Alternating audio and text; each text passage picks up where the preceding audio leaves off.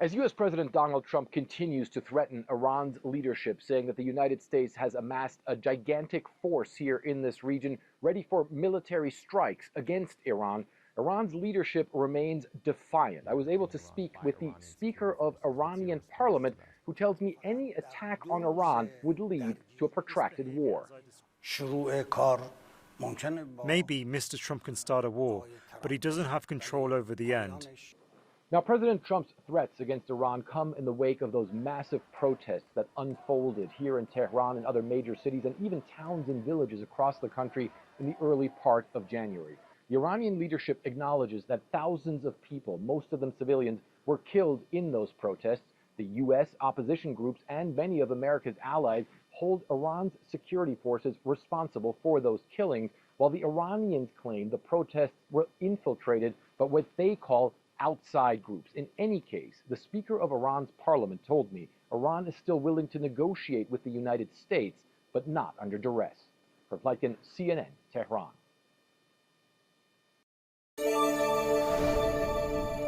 I'm national correspondent Kayla Gaskins in Washington. President Trump is signaling he may be ready to use military force against Iran as the U.S. builds up firepower in the region.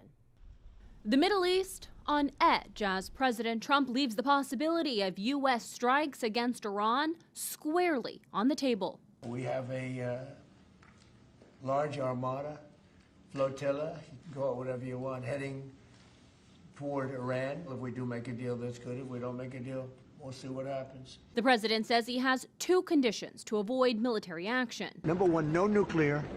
And number two, stop killing protesters. The U.S. military is now positioned to act if the order comes, having spent the past few weeks moving heavy U.S. firepower into the region. Reuters reporting President Trump is weighing targeted strikes against Iranian security forces and leaders aimed at spurring protesters back into action. The goal is to create conditions for possible regime change. And that's why the military option is on the table, and that's why it's being considered. Earlier this week, a high-ranking advisor to the Ayatollah said any U.S. military action on Iran will be considered an act of war, and the response will be immediate, all-out, and unprecedented.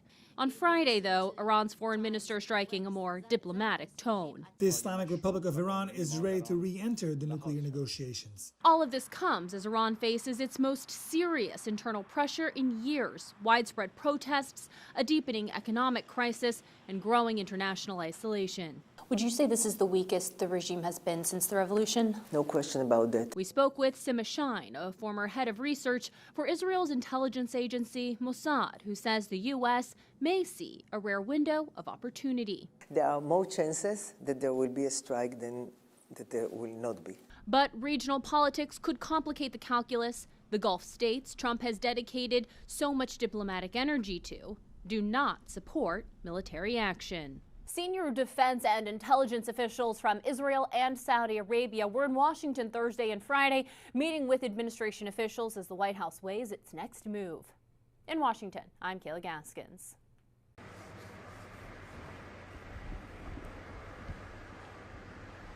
How do you go, Mr. President? A big day. One of our great people, Dan, Aaron, they're getting married. That's a big day. Very loyal, very fantastic people. Sir, on Iran, the Supreme Leader today said that U.S. attack could spark a regional war. Do you have any response to that, sir? Why wouldn't he say that? Of course you're going to say that, but we have the biggest, most powerful ships in the world over there, very close, a couple of days, and hopefully we'll make a deal. If we don't make a deal, then we'll find out whether or not he was right. Mr. President, on Texas, a Democrat won your special election in an area that you had won by 17 points. What is your reaction to that? I don't know. I didn't hear about it. Somebody ran where? In Texas, a special election for legislative The 9th state Senate seat. I'm not involved in that. That's a local Texas race. Did you endorse the Republican? You mean I won by 17 You did. and this person lost? Things like that happen. Does it worry you about the Well, you don't know whether or not it's transferable. You know, I'm not on the ballot, so you don't know whether or not it's transferable. But, you know, you put the Democrats in, you'll end up with open borders again. You'll end up with crime all over the place. We have no crime anymore. And, I mean, think of it. The country has the lowest crime it's had in 125 years. in recorded history. The year 1900, that's a long time ago. So it's very good. No, I don't know anything about it. I didn't know. I mean, I know there's a race going there. And it's too bad. What can I say? I have nothing to do with it. Yeah. Sir, what do you want out of a Cuba deal? Well, Cuba's a failing nation. It has been for a long time. But now it doesn't have Venezuela to prop it up. So we're talking to the people from Cuba, the highest people in Cuba, to see what happens. I want the people that came here that were horribly treated by Cuba to be taken care of, to be able to go back and do what they have to do. You know, they have their family there. They haven't been able to see them in years, many, many years. So I think we're going to make a deal with Cuba. President Trump, back to Texas. It's in bad shape. Cuba's in bad shape. Cuba has a humanitarian problem. Do you have any plans to endorse in that Senate race? Has your mind Which changed Senate at all? race? In Texas, the GOP primary. I'm giving it very serious thought. You know, my problem is I'm friendly with all of them. Those are the hard ones. I like all of them, all three. But you'll be seeing soon. Okay? They say whoever I endorse wins. That's probably right. Do you support all federal Border Patrol agents and ICE wearing body cams? We'll be talking about that in the near future. Okay? But you saw my note that I put out yesterday. That was pretty, I think it was pretty conclusive.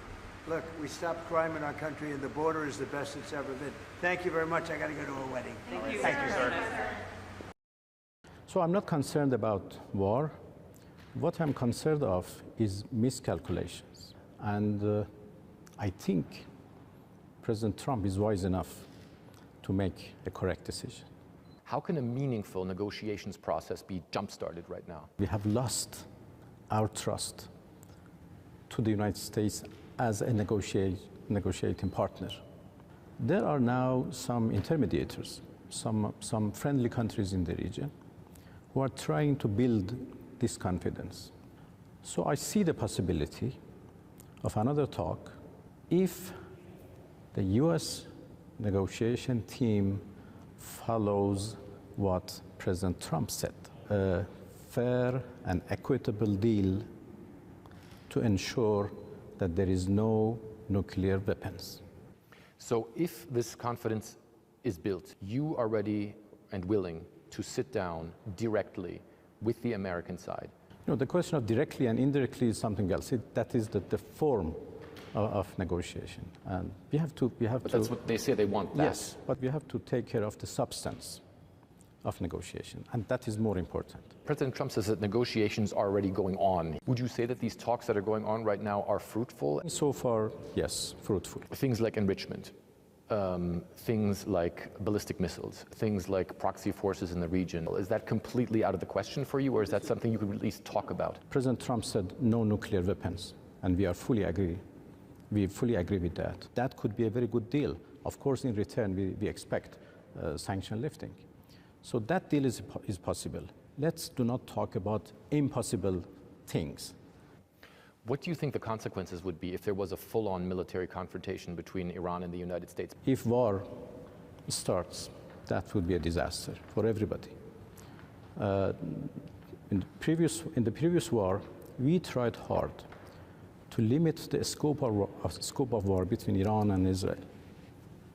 This time, if it is between Iran and the US, since the US bases are spread all over the region, then inevitably, many parts of the region would be involved, engaged, and that could be very dangerous. Being prepared doesn't mean that we want war. We want to prevent a war.